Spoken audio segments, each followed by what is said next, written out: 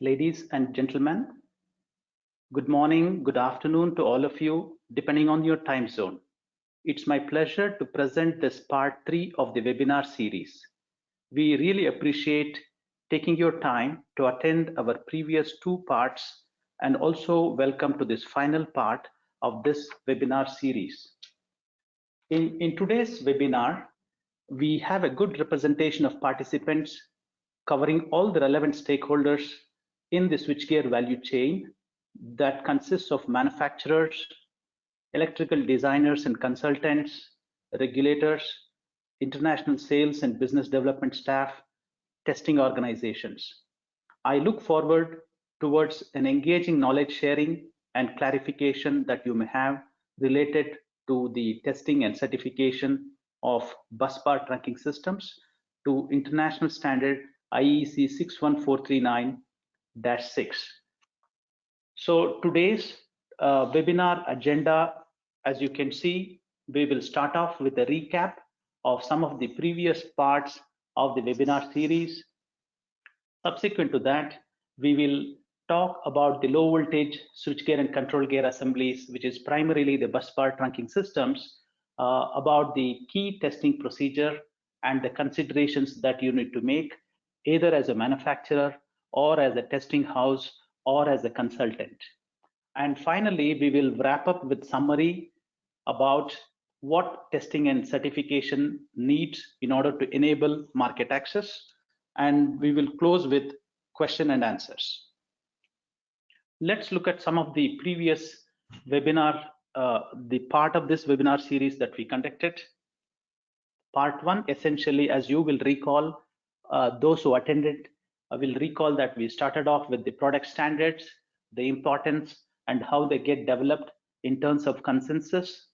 And then we also very briefly discussed about the typical conformity system elements that enables us to mitigate any of the hazards posed in electrical equipment like busways.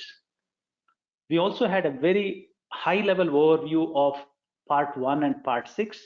We are going to extend that overview into more detailed test requirement subsequently in this webinar part. Then in the part 2 of the webinar, we discussed about the testing and certification happening in terms of market access, what exactly each market requires, and then we also understood what are the compliance systems, what is the need, what are the typical elements. We did cover this in our part 2 of the webinar. Now in moving forward, let's look at some of the questions we had from the previous webinar. We just, in the interest of time, we selected few questions which I'm going to answer it for you.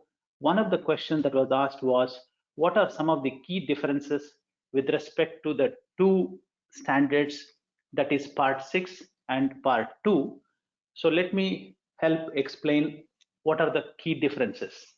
So we all know that the 61439 is a series of standards, and among which the 61439-1 is the general rule standard. However, the key difference is in terms of scope and the objective of the standard.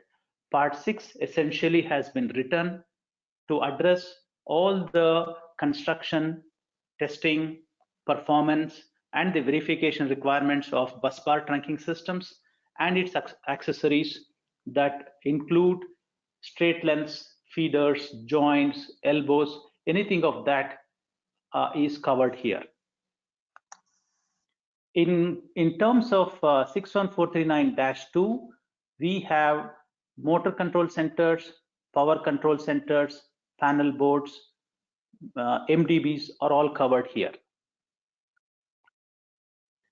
Then the common requirement here again is both the standards are referencing 61439-1.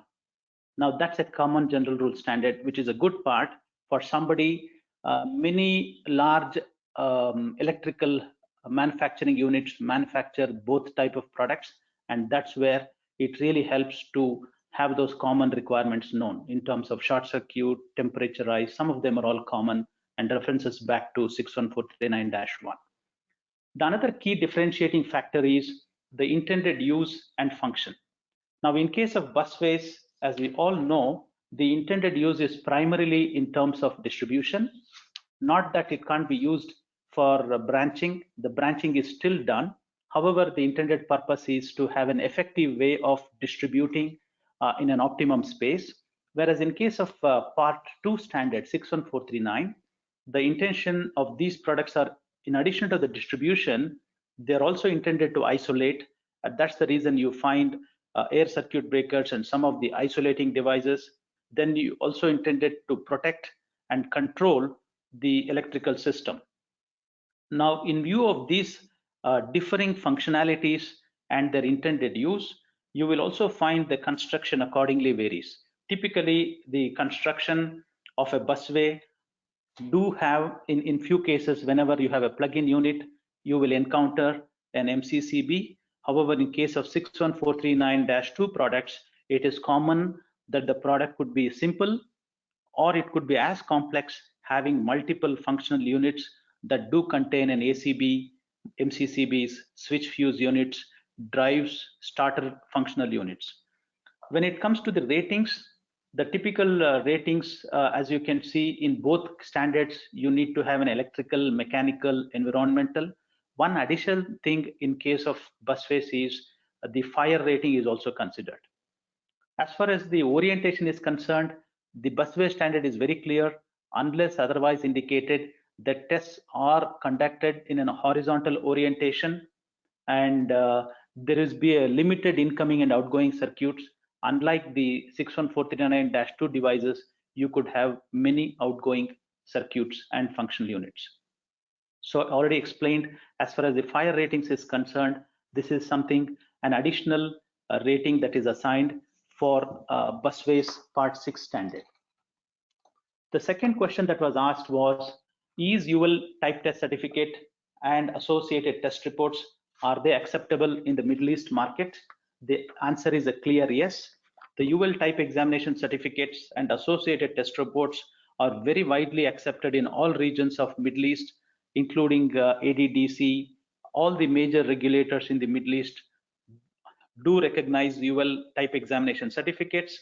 They will be generated, they will be tested in accordance with the Middle East specific utility requirements, and that one of that also includes the products and their rating being evaluated at elevated ambient, which is one of the key requirements from the Middle East. Okay, let's now come back to the main section of today's webinar. So I'm going to brief you about some of the testing procedures and the key considerations that one needs to make when you build the busways. So as a quick overview, it is always necessary to understand how the part standards are related to the main general rule standard. Please recall that we did talk about this briefly in our part 1 of the webinar. So today's topic is part 6. So most of the requirements are actually referencing back to the part 1 standards, and that's why it is very important. And all these standards that you see in the red color font, they're all product standards, which means to say the products can only be certified to these particular parts. These two standards are general rule standards. They are applied as and when called out in this particular product standards. One key important thing is how to use the right edition. You may also are aware that recently in July, part 1 of 61439 was released, and that is edition 3 2020. In view of that, typically one gets confused which edition to refer, which one has to be used. So it is very clear. Now, if you're talking about busways, which is what we are talking today, the current edition is edition 1 2012, that is currently in effect. And now that you have 3 different editions of part 1, you have edition 1 2009, edition 2 2011, edition 3 2020, right? So very clearly which one you have to use, irrespective of what is happening in the part 1, whatever your part standard 61439-6 says, you will need to refer only to that. So in this example, Even though edition 3 of part 1 has been released, you need not refer to that. That is because the current 61439-6, which is in effect, refers to the 2011 edition 2. So all you need to be considering is, when you are evaluating your busways, you need to focus on the standard edition that's been called out in the part standard. Now let's have a quick content overview, because that's something as a preamble to our subsequent discussions. So one of the key things this particular standard called out was design verification. In most of the product standards, especially the component standards, you don't find this word called design verification. That is because in most of the component standards, the only way that you comply to a particular standard is through conducting testing. However, the IEC committee has realized, because the switch gears, they're all in assemblies which are nothing but consisting of components and wiring. So the standard introduced a concept called design verification, which means as a manufacturer, as a utility, as a testing organization, you can have a bit of a flexibility to demonstrate how you're going to prove that design verification. It could be through test, it could be with reference design, it could be through calculation. So that is the basic difference in the 61439 series of standards. Let's also look at some of the annexures that have been detailed here. Now, if you really look, some of the key annexures that we would be interested is Annex D, and Annex D is appearing in both Part 1 and Part 6. Now, you might ask, what is the difference between these two? Now, if the part standard refers back to Part 1, then you're going to refer to this table. However, in case of Part 6 standard, there is a clear requirement stating that the Annex D has been very well defined in Part 6, so you don't need to really go back to this table. Also important is a couple of other information, especially for the end users who would like to specify what busways they need. So Annex C of Part 6 gives those guidance how to really specify.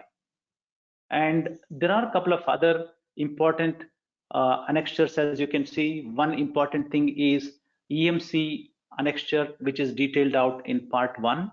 So if you are having a busway, and if you are having a molded case circuit breaker, if it is an electronic or does contain any out of electronics, then it is essential that the EMC requirements are met. So how do you meet those requirements? Either you get a certificate of compliance from the MCCB manufacturer, and in case the MCB manufacturer is unable to provide you, then it is the obligation of the original equipment manufacturer to get that MCCB EMC tested, because that's a part and parcel of the Part 6 standard. But majority of the cases, because the product is already, you're buying a tested product, the onus is on your component supplier to ensure that those product meets the necessary component IEC standard as well as the EMC requirement that may be called out. Now, some of the typical components that are referenced in IEC61439 series of standards, they include starting off with circuit breakers. As we all know, most of the busways these days can also contain a plugging unit in order to distribute further. So those type of breakers must comply with 60947-2. Additionally, if you have, as there is no limitation that your busway should contain only breakers, sometimes you can also have a switches incorporated, right? In all those cases, these are all the different component standards that one need to ensure those products, before they get built into your busways, they need to have a component certificate or a traceability that those components are meeting those specific IEC standards. So you might well ask, where is this requirement? This requirement is essentially is in IEC 61439-1. It says all switching components should comply with the respective IEC component standards. So that is how you link between the requirement and what the standard says. Let's now talk about the design verification, primarily today's topic.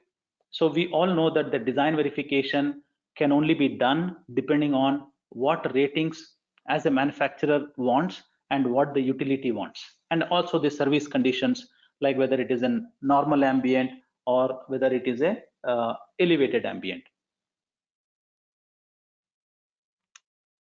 Okay, so what are the key factors that define design verification for a busways?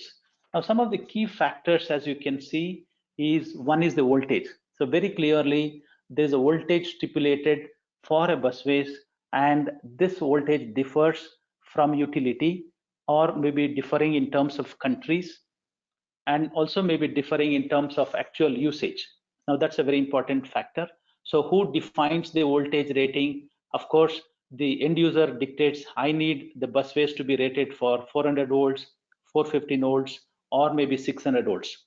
Then you have the rated current of the busway, also called INC. Here again, the end user dictates what rating he wants, and accordingly, the manufacturer has to manufacture them. Frequency depends on the country's national grid. Most of the countries in this part of the region use 50 hertz. However, there are certain regions like Philippines where the frequency is 60 hertz. So you need to be extra cautious that your test reports, the testing very clearly is also covering the frequency of that specific country. Then earthing system depends on how the product must be constructed. Then you have the diversity factor in case you have an plug-in unit. Another important consideration you need to make is the external conductor. Now, many times if you are building busways specifically only for bus bars, then you need to clearly highlight. If not, up to a certain rating, the test is normally carried out using conductors and not bus bars. Beyond certain rating, the standard clearly permits use of bus bar connections. However, for all the lower ratings, let's say your busway is 800 amps or less, then you have an option to do the test using cables or bus bars, but by default, the cables will be used as indicated in the standard. Then let's look at the environmental requirement. So you have to define whether it is intended for indoor or outdoor. Then the different IP ratings. Some of the IP ratings are dictated by the utilities in their own guidelines, so you need to follow that. Then IK ratings are again defined by the utilities.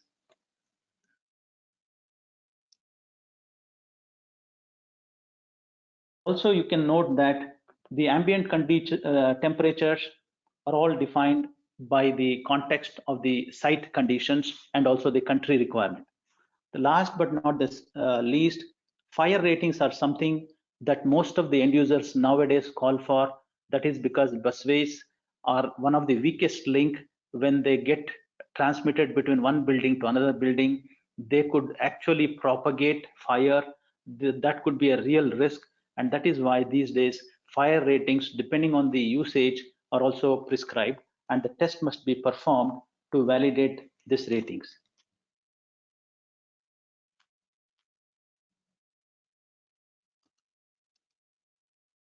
So let's now go to the next overview.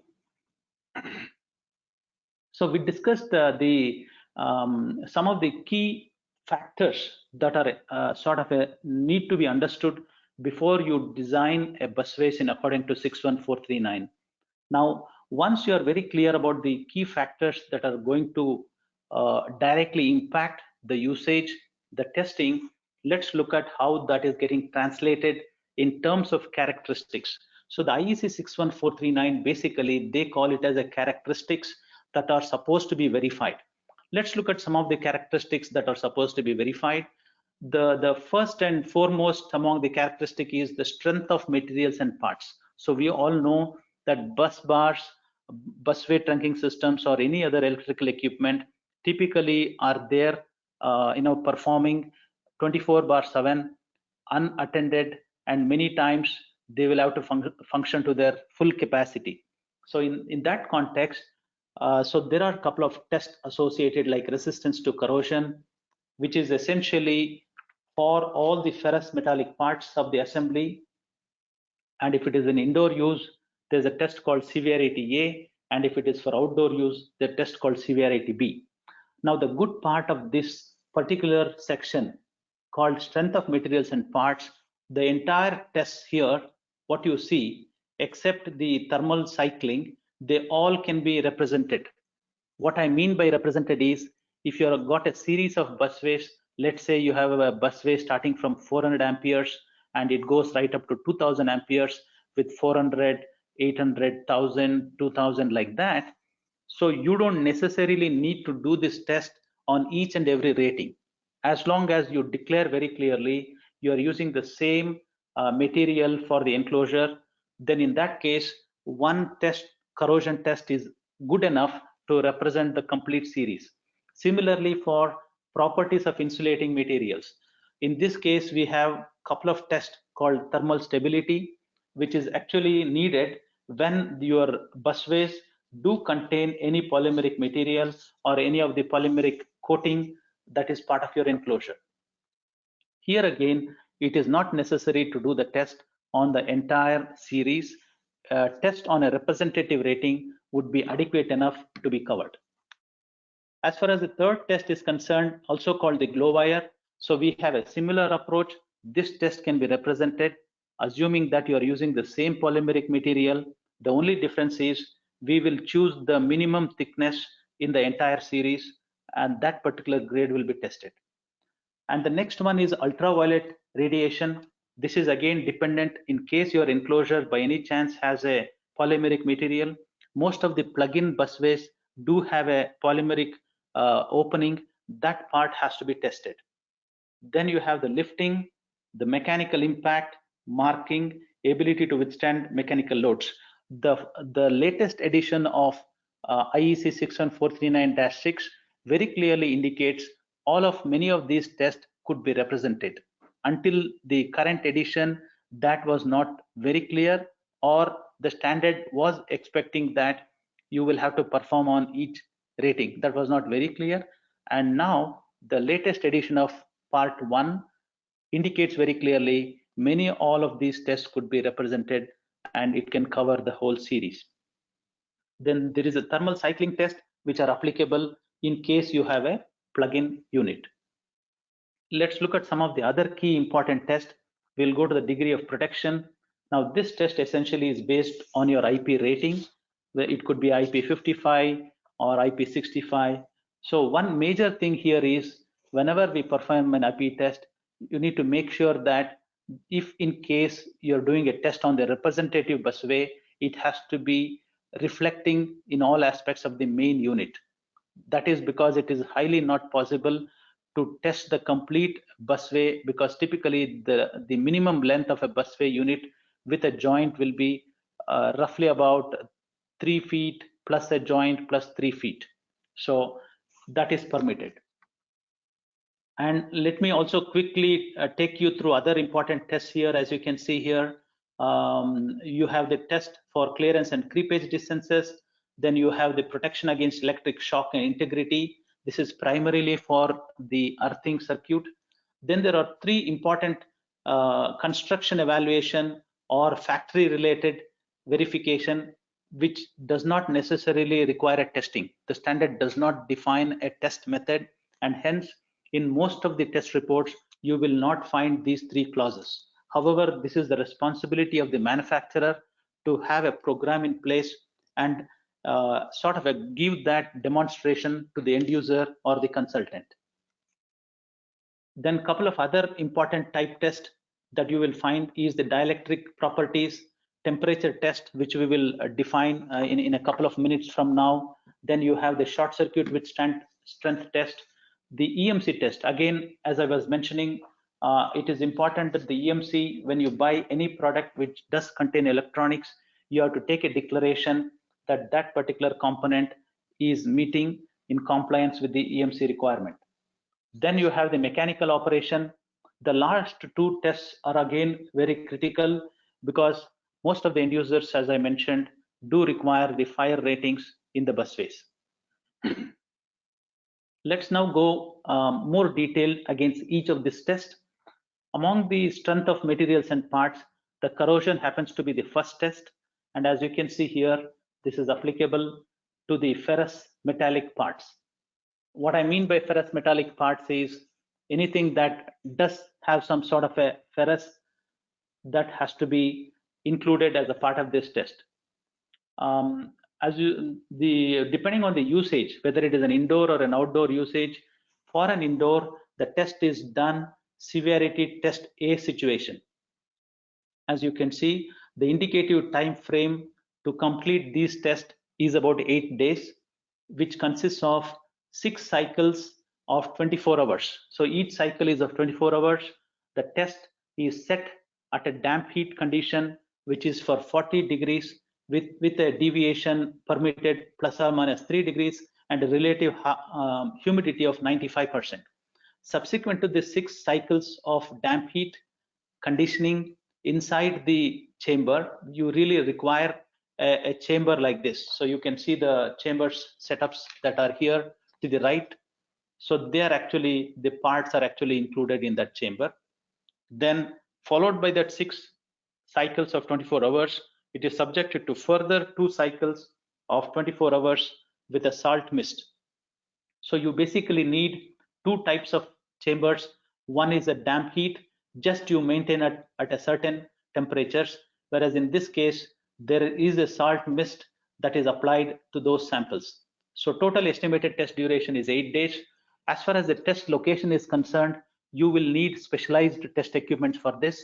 And the good part is does have these type of test equipment both regionally, like we have these facilities in our Middle East laboratory, we have this facility in our UL India laboratory, we have this facility in our Europe and in the US. So necessarily most of these tests could be sort of supported regionally, or many times it could also be done in a local test lab under UL Witness.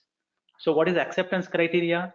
There shall be no evidence of iron oxide, cracking, or other deterioration more than that allowed by this specific standard ISO 4628-3 for a degree of rusting RI1. So it gives a couple of examples in this standard how to really verify if this particular sample has corroded or not. The other requirement is mechanical integrity shall not be impaired. The meaning of this is, I already explained, when you perform a corrosion test, most likely if you have hinges, then the integrity could have been lost because of the corrosion. So the mechanical integrity should not have been impaired. Any doors, hinges, locks, fastenings, they all should be working normally. So this is one of the expectation. In no case, based on the corrosion, it should not impact the functional part of the equipment. Let's look at the second corrosion test defined. As you can see, this details of this test is primarily called out in the IEC61439-6 that is talking about the heat cycling, the rate at which the cycling has to happen, and 60068-2-11 provides the salt mist cycling. Now, in case of products or busways intended for outdoor use, this test must be performed. That is called the severity test B. Now, the difference, as you can see, is very clearly the whole test calls for 12 days of testing, which is nothing but 2 identical 12 test day period, that is 5 cycles of 24 hours damp heat, plus addition to that, you will also need 7 cycles of 24-hour salt mist test at 35 degrees plus or minus 2 degrees centigrade. Now, what's the concept of acceptance criteria? Because this is much onerous, long duration as you compared with the severity test A, the criteria is almost very similar, that there should not be any evidence of iron oxide, mechanical integrity shall not be impaired, doors, hinges, or locks or fastenings should be working normally. The good part with busways is you typically don't tend to have any hinges, locks, or fasteners, right? Whereas in case of panel boards and switch boards, we have seen many failures by the door handles, the fasteners, or the locking system. So because the busway is compact in nature, they are not intended to be opened or closed in a way. Most of these requirements do not apply. The next one is related to the thermal stability of enclosures. As I mentioned to you earlier, most of the normal busway system, which is made out of mechanical metallic enclosures, do not require this test. However, if those busway systems do have any polymeric openings, like a plug-in unit, typically you have a polymeric covers. In such cases, those components must be subjected to this thermal stability test. So what is this test all about? It calls, the test method requires about 168 hours of testing at 70 degrees C. So which essentially you need a chamber, and the acceptance criteria for that is there should not be any visible crack on those component, no traces of the cloth after being pressed with a force of 5 newtons with the forefinger wrapped in a dry piece of rough cloth. So if the polymeric material can provide a sort of a can be clearly identified of the cloth being pressed, then it is a non-compliance. So again, this test, the test can be done in many of our UL labs. It could be probably possible in our nearest UL Singapore office, UL India office, or in the UL Middle East office. Then let's talk about the resistance to abnormal heat and fire. Now this is something very important test, and the main objective of this test is, as we all know, most of the electrical parts like the bus bars, the joints, they typically tend to get heated up. Now we cannot have electrical system without any insulating material. In all probability, electrical bus bar is always associated with an insulating component. Now, because of the high thermal or ignitability of the polymeric material, it is possible that the insulating material close to a joint or the insulating material close to a bus bar termination could actually get caught fire, right? So in that context, this particular section or a clause wants that this abnormal heat and fire test is conducted. So how do we conduct these tests?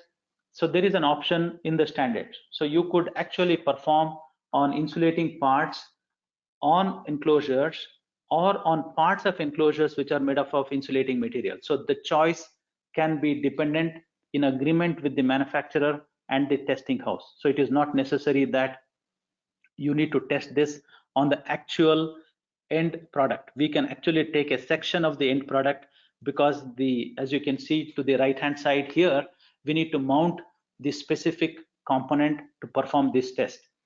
When you have this test, the standard defines 3 basic temperatures. The first is related to parts necessary to retain current carrying parts in position. In most of the cases, the busways are always associated with a sort of a layer of insulation which is in direct contact with the current carrying parts. All those parts must be tested to a blow-wire test temperature of 960 degrees centigrade. Then if you have any enclosure, this is more common in busways. If you have a certain part of enclosure which is essentially intended for mounting in hollow walls, that is from one building to another building, one room to another room, in such cases the temperature of the glow wire is set at 850 degrees centigrade. All other parts, when we say all other parts, those parts that are not essentially in direct contact with the current carrying parts, but they are supporting in any other way, they should be tested at 650 degrees centigrade. So this particular test is possible in most of the UL labs, including the labs I mentioned earlier, because this is a test method which is more likely to all different type of electrical products. This test is a very common test, and this has been taken and included in the 61439 series. So what is the acceptance criteria? So when we perform this test, as you can see here, when the test is performed, there is a tissue paper placed beneath the glow wire and the sample. So that tissue paper should not ignite. Then below the tissue paper, there is a pine wood board. The pine wood board should not get scorched. And the last one is that any flame, if it is visible during the test, it has to extinguish itself within 30 seconds after the withdrawal of the glow wire tip from the sample. Now, the key important thing during a glow wire is, we have seen many times a glow wire test is performed, but very clearly the description of those components, what was the insulating material, what was the so-called grade designation, what was the thickness, many of those information typically do not get covered in the test report. So this is something manufacturers, the consultants should refer and make sure. We typically cover all these, but in case you tend to get report from anyone else and they don't contain this information, you can always ask. Those reports must be very clearly defined, because these days, are you aware, polymeric material composition can change. So if the polymeric grade designation is not defined, then you cannot really track which particular component plastic was tested. So let's quickly go through the UV test. Now UV test is, I already briefed you earlier. The only difference is the total test typically calls, it's a long duration test, as you can see, for a 500-hour duration, and the test is clearly referenced in ISO 4892, and also followed by that there are additional mechanical tests like the flexural test, Charpy test. They're all conducted as a part of this UV test.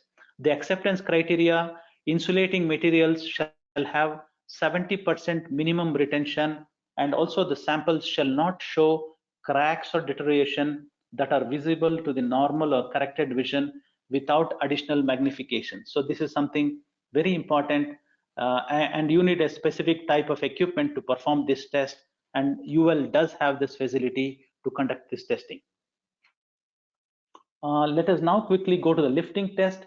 Most of the cases, busways typically do not have a specific lifting hooks, but in case a specific lifting hooks are provided, and if the manufacturer declares the lifting has to be done through these hooks, then in that context, the test is made in the way it has been defined here. So what the test says is, the maximum allowable lifting section is selected and lifted together. So this is to be defined by the manufacturer as to what is the allowable lifting section.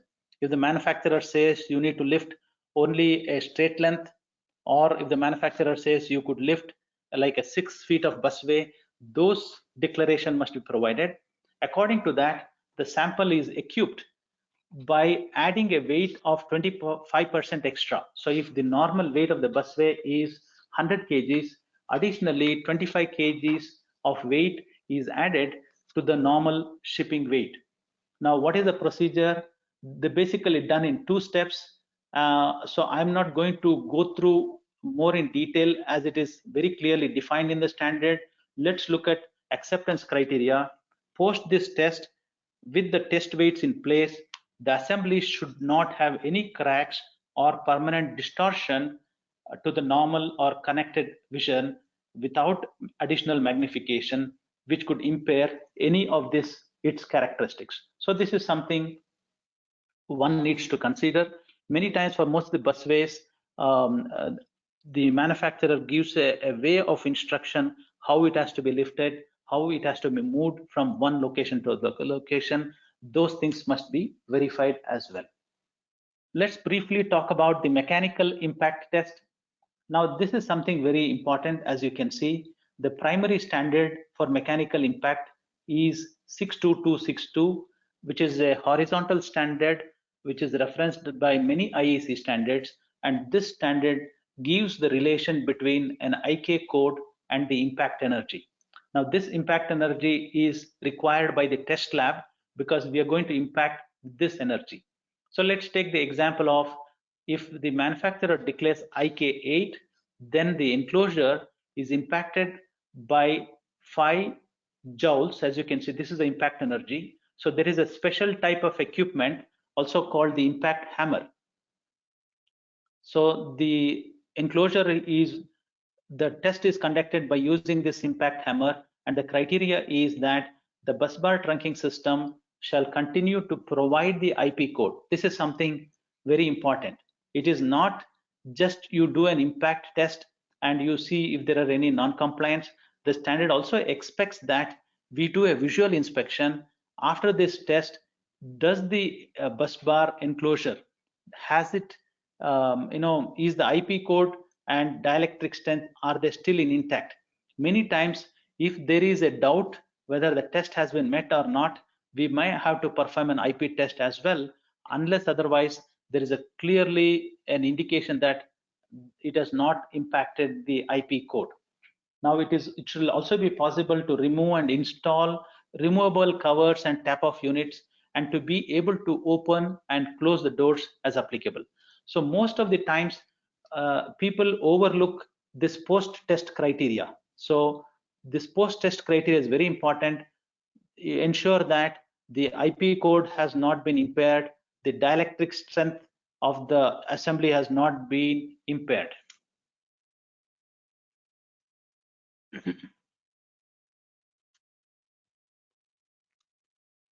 Okay, so let me go to the next slide. Okay, now the test of marking.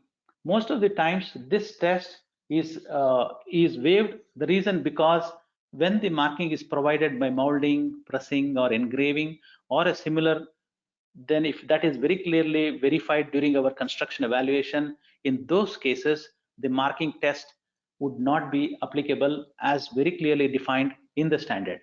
Now it says the test is made by rubbing the marking, whatever marking one like the 61439-6 or the ratings is actually rubbed by means of a hand, and this is done for 15 seconds with a piece of cloth that's soaked in water, and then for 15 seconds with a piece of cloth soaked with petroleum spirit. Upon this test, the marking shall still be legible to normal or corrected vision without additional magnification. Now, it is important that this test, in addition to the marking, there are certain marking requirement in the standard itself, like reference to the IEC standard, the rated current, rated short circuit. So this also will be verified, because that forms part of construction review. Now let's go to the subsequent test. I will straight away go to degree of protection.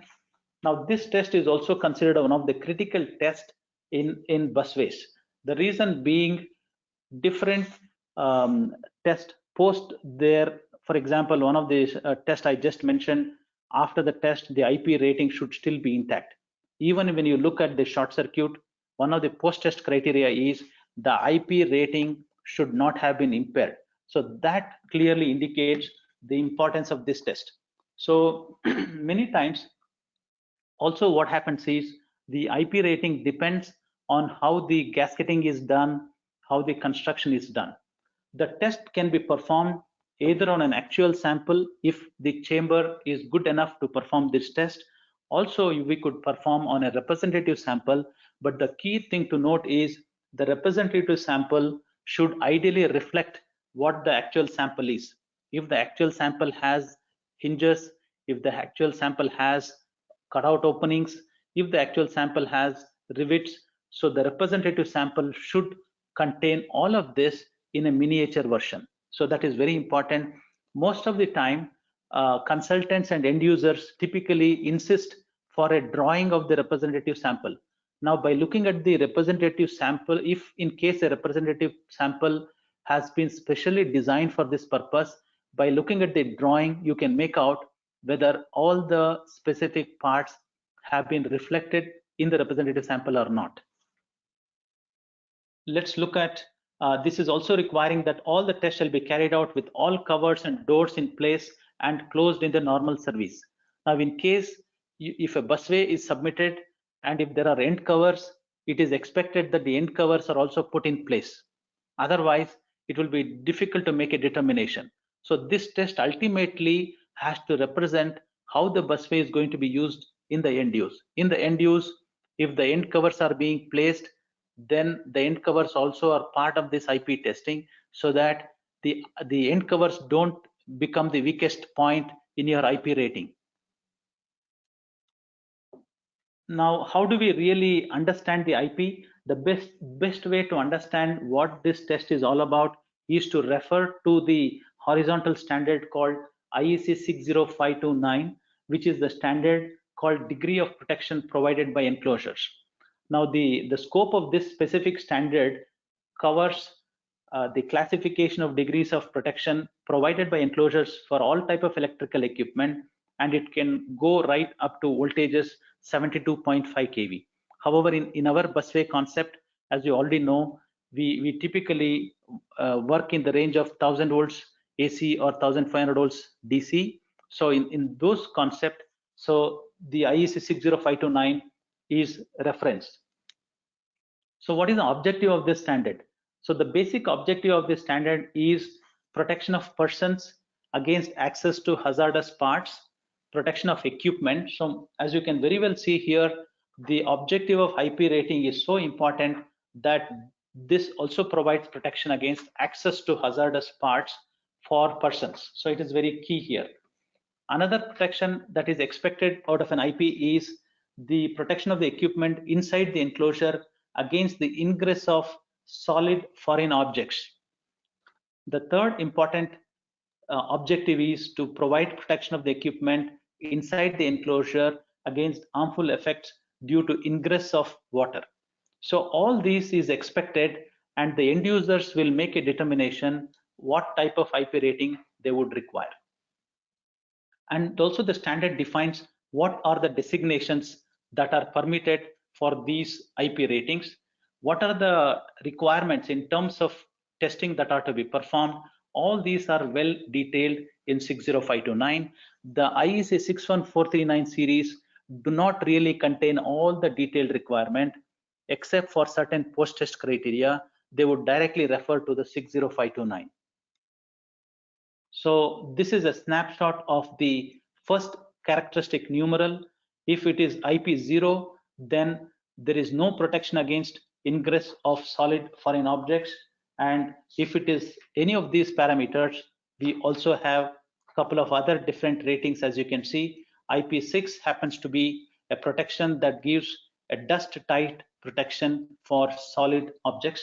And it also, as far as the humans are concerned, it can give a protection of a person in respect to a wire not being able to insert into the enclosure.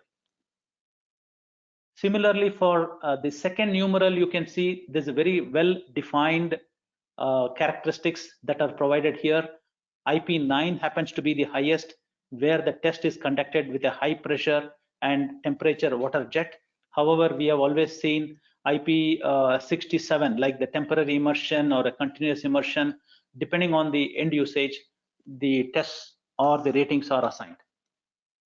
So these tests are typically done with specialized equipment. They need to be big enough to handle the busway systems, and UL has established these type of equipment so that this test can be conducted. The test can be conducted regionally as well, depending on the customer needs. So this is a snapshot of a test equipment for the second numeral, as you can see here. So we have this equipment as well as the test setup. So let's look at the clearance and creepage. The clearance and creepage are normally established and should be measured between the live parts, and earth. Now, what is the criteria for that? As far as one of the important criteria for that is the rated impulse withstand voltage. So the manufacturer has to define what is the rated impulse withstand voltage, so that we can accordingly apply what is the clearance values and can be measured. So this is very important. So this impulse voltage has to be declared by the manufacturer, and what is needed, the calibrated measuring equipment or gauges. And by default, it is, as you can see here, it is always assumed as inhomogeneous field condition, and the pollution degree by default is taken as 3 for IEC 61439 series. So this is a snapshot of creepage distances. Maybe we can directly go to temperature rise in the interest of time. I will go to temperature rise here. Let's look at temperature test, because this is one of the key tests that has to be conducted on a busways. Now, why this is very critical is this test is one of the key tests that actually establishes the ability of the busways when surrounded with a certain type of enclosure construction, when insulated by a certain insulating material, that these limits don't exceed whatever is permitted by the standard. Now, the test is conducted in horizontal orientation. So this is one of the key difference. In case of -2 standard, that is for the switchboards, we all know that the switchboards typically have only one vertical orientation, whereas in case of busways, the busway systems can be having a horizontal orientation or many times also have a vertical orientation. Now, the test is always conducted in horizontal orientation unless the manufacturer or the consultant also requires the test to be done in a vertical orientation. The results could differ depending on the orientation. It is also possible by a single test to get the ratings for both. Some part of the busways will be kept in a horizontal orientation and some part of the busways will be kept in a vertical orientation. The good part is, if it is told much in advance, the lab can prepare so that you get both the horizontal as well as vertical orientation in the same test.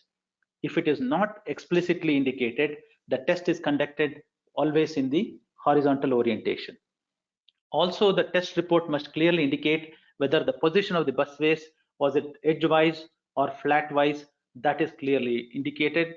And the important thing is the temperature rise that is obtained during the test, that shall not cause damage to the current carrying parts or the adjacent parts. As you can see here, it should not cause damage to the current carrying parts, means your bus bars, the joints.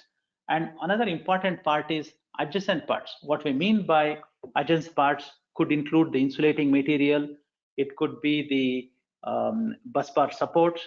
They should not get damaged because of the rise that are generated inside the busway.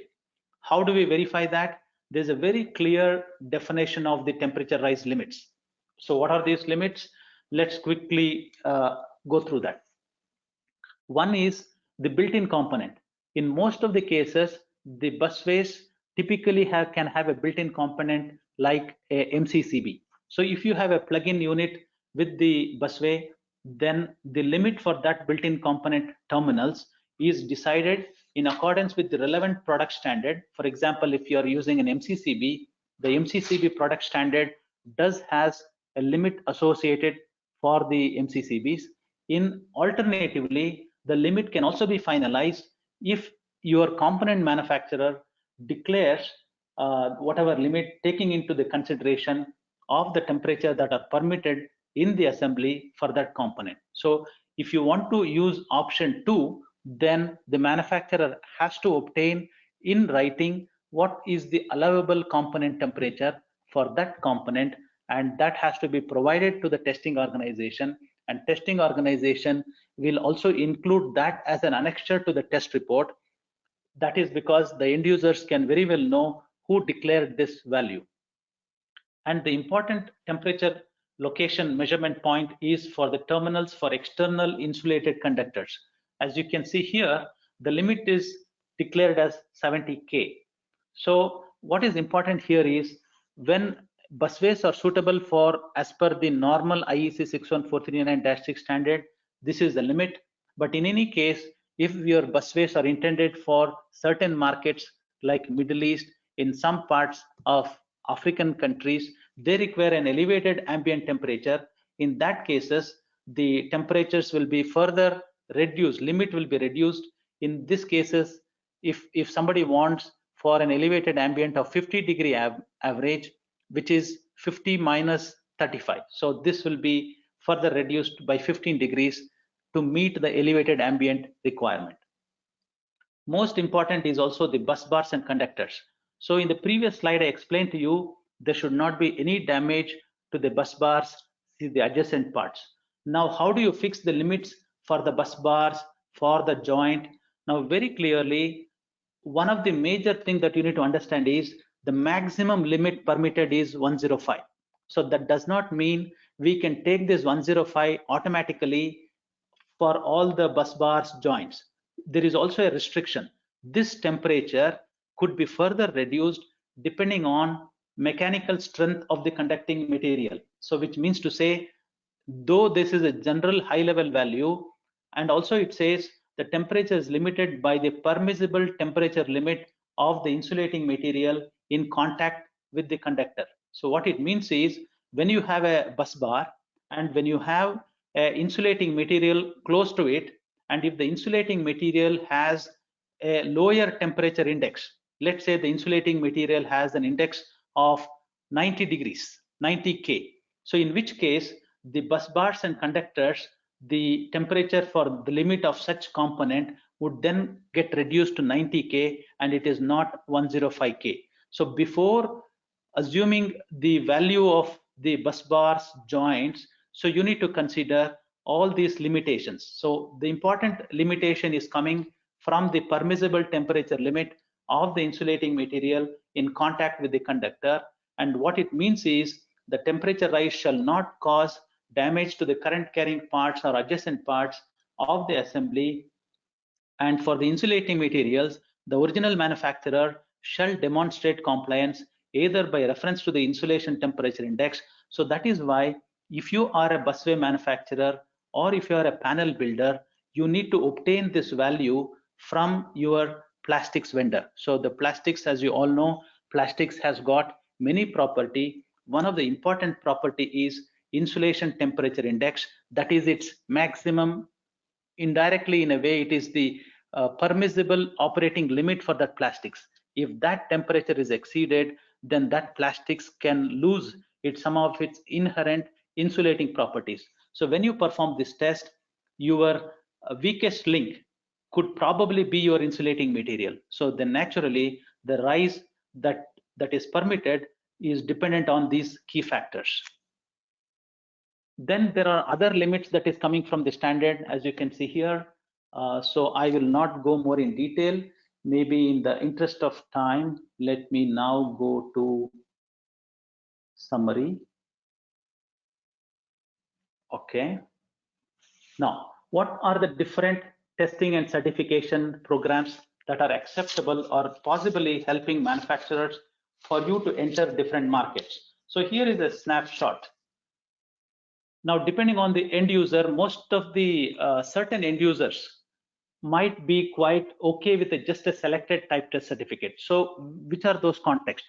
If there is no regulation, and then the end users, certain end users will just ask, just provide me a short circuit type test certificate, or just provide me a temperaturized type test certificate. So in that cases, if the end user requires, the UL has a program called selected type test certificate.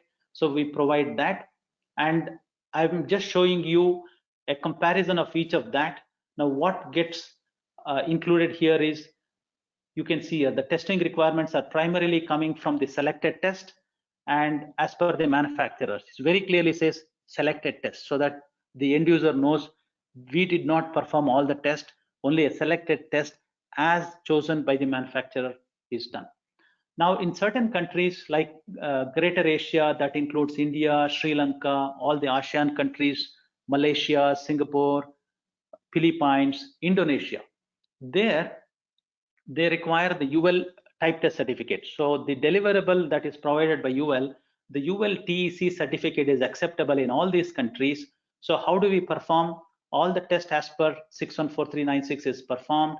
And if you really look at what are the test locations, we could do at regional UL labs depending on the test. As I told you, some tests like corrosion, maybe other tests like blow wire could be done. It is also possible if the customer has got a good temperature test facilities, and many of these tests we could also perform under the UL's data acceptance program. Then we also have our regional labs in Middle East, which we can perform almost all the tests except short circuit and few tests. Then you have third-party labs that we have a collaboration with, like the labs in India, we have a collaboration. We have a lab in Germany. called I2PS.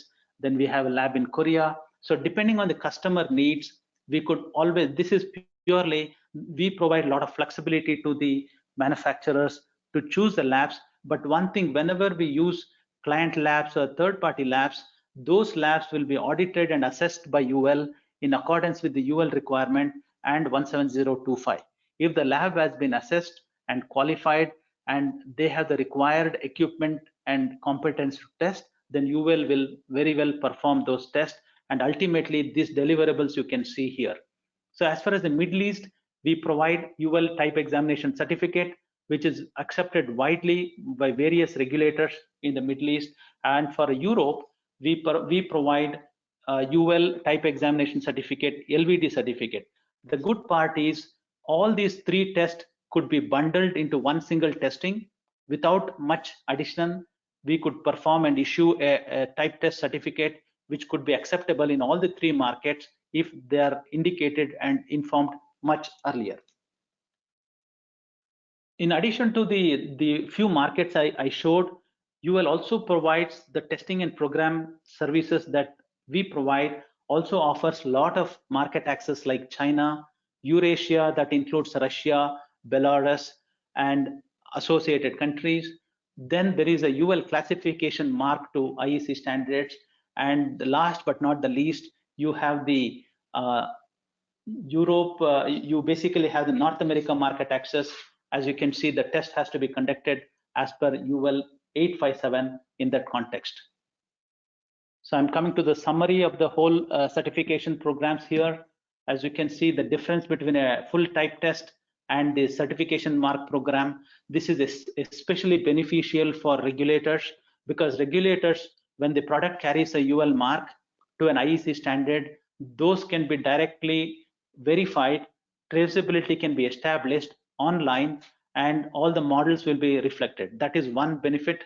The second benefit is all the plastic materials. I already explained the importance of polymeric materials and how the composition can change. When the product does contain a UL mark, you can be assured that all those polymeric parts do have a traceability, and UL is verifying in case if there is a composition change. And then the follow-up inspector actually is visiting the factory so that whatever was type tested, a similar type of product is actually being delivered. So with that, I will probably hand over this to Patrick for the next question session. Thank you, CK. Thank you, CK, for the wealth of knowledge that you share with the attendees. We have some questions from the floor, CK. The question reads. Go ahead, Patrick.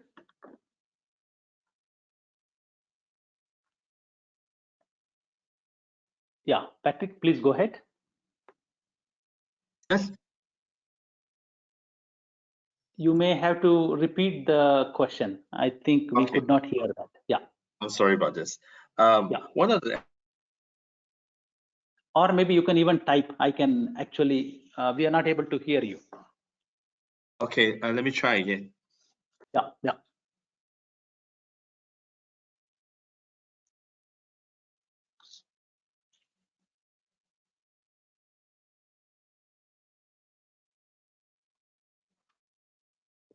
So I think I understand that there's one question that's being asked. The question has been, what is the difference between UL type test and UL classification mark?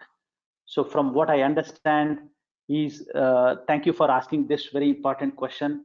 Most of the consultants typically ask this question, what is the difference? What does this entail for a manufacturer to get a UL mark based on an IEC standard?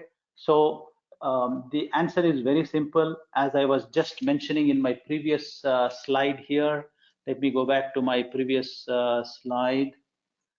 See, the basic difference is, in both cases, we perform all the tests as per IEC standard. So there is no doubt about that. So we require the test to be carried out as per IEC standards. But the major advantage between a UL type, between a typically any type test and a mark to the IEC standard is, number one, all those models are typically are included in the online certification base. So the regulators can easily go there and verify that these models have been tested and these are the model numbers. That's the first advantage.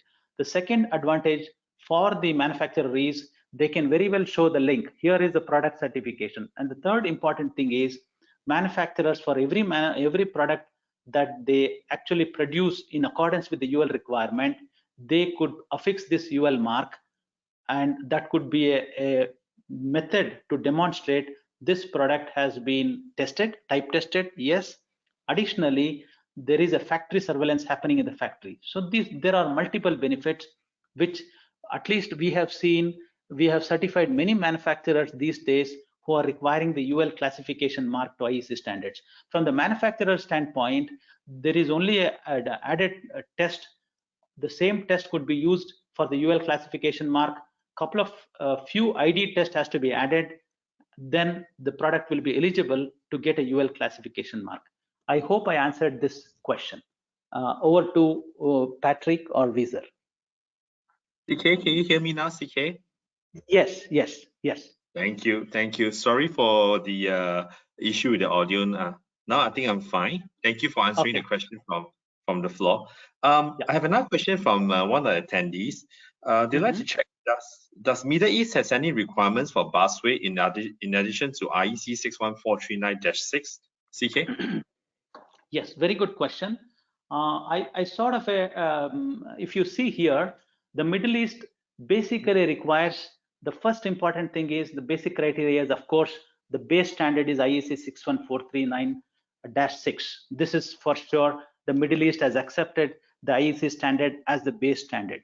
But remember, whether it is Middle East, whether it is ASEAN country, whether it is India, there can be an additional requirement coming from the utility or from the consultant. So very similarly, Middle East also, you have different utilities like ADQCC, ADDC, that's in Abu Dhabi. Then you have DIVA in Dubai. Then you have Kaharama in Qatar. So the Middle East, basically, if you are actually requiring any of the type test certificates from UL, what we typically do is our testing, our reports will all ensure the concerned utility requirements are met. So in short, what are those deviations? One major requirement, additional requirement from Middle East is elevated ambient. So the IEC standard says the average temperature is considered as 35 and the maximum ambient is considered as 40.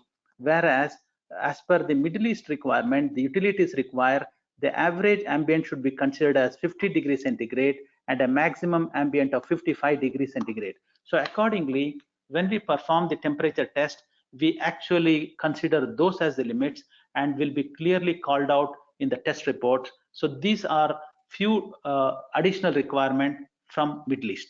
I hope I answered the question. Over to Patrick. Thank you, CK. Thank you for sharing the Middle East requirement other than the IEC 61439-6. We have another question from one attendee. How do you know when the temperature rise test is completed, CK? Okay. Yeah. So that's a good question. Typically what happens is, as we all know, temperatures, many of these busways do come in different ratings. Some of the ratings could be as small as maybe 100 amps, and some of the largest busways could go as high as 6,300 amps, right? So, and also the setup is typically, in a sense, we need to measure at different points, as I was talking about in my previous slides. The temperatures has to be measured at the terminals, the temperature has to be measured at the joints, the temperature has to be measured at the enclosures. So one way is, when we start monitoring all these temperature locations, there should not be any 1 degree rise between the previous reading and the next reading in a span of 1 hour. So 1K. So that is the requirement. As long as we do not get that, as long as the value is less than 1K in a span of 1 hour, then we consider that temperature has been stabilized. Over to you, Patrick. Thank you, CK. Thank you for addressing the temperature rise test question from our attendee. We have one more question from one of the attendees. What are the testing and certification services UL can offer for busways? Okay, thank you. I think you sort of asked a very relevant question. Of course, manufacturers, one basic role of manufacturer is to design and build busways, but the second most important thing is also, as we have seen from the previous parts of our webinar, how do you get the real market access? So UL has got a very defined and well accepted programs for you to enter each and every market. And incidentally, I'm on the right slide here. As you can see, what are the different programs that we offer. If your end user wants a selected type test, UL can offer a selected type test certificate. If you're targeting to any of the Asian countries, be it Singapore, Malaysia, India, Sri Lanka, we have a program called UL Type Examination Certificate, which primarily uses the IEC61439-6 requirement. If you have a requirement for Middle East, we issue a UL Type Examination Certificate. We ensure that the utility requirement and guidelines are sort of used during the test method, and the reports are accordingly aligned. And as far as Europe, we provide UL Type Examination Certificate, and also we could issue a low voltage directive certificate, and in which case we basically, the tests are conducted as per EN. In addition to the IEC, this is also EN deviation is taken care. And finally, for other markets, we could also issue a IEC CB report, which is like a passport for you to enter into China, Eurasia, and many other global markets. In addition to the IEC market, UL also issues UL listing services for the North American market, which is an essential requirement as per National Electrical Code to have a listing from a third party, and UL provides UL and CUL listing, and ultimately you will get a certification mark like this. I hope I answered that question. Over to you, Patrick. CK, thank you for sharing the testing and certification services options available. With that's all the time we have for the last all the questions that we can answer to. Thank you, CK, for the informative presentation, and thank you for taking time out to participate in today's webinar. As we close this program, I would like to highlight that a link to the recorded webinar will be sent via email to all those who registered to attend. Please note that there is a short survey for you participants to fill up so that we can serve you all better and seek improvement for our webinars. For those who participate in the survey, we will have first-hand access to your contact details for sending the link first. We hope you enjoyed our webinar and highlight that this is the last webinar of our Busway series. We hope that you enjoy it so far and find it beneficial for you or your company. If there are any further clarifications, do drop us an email and give us a call. As this is the last of the webinar series, the recording will also be loaded into our ul.com website under the events subpage for you to access at any point of time or geographical location. With that, we will end this webinar and we wish you good health and stay safe. Thank you, everyone. Thank you, everyone.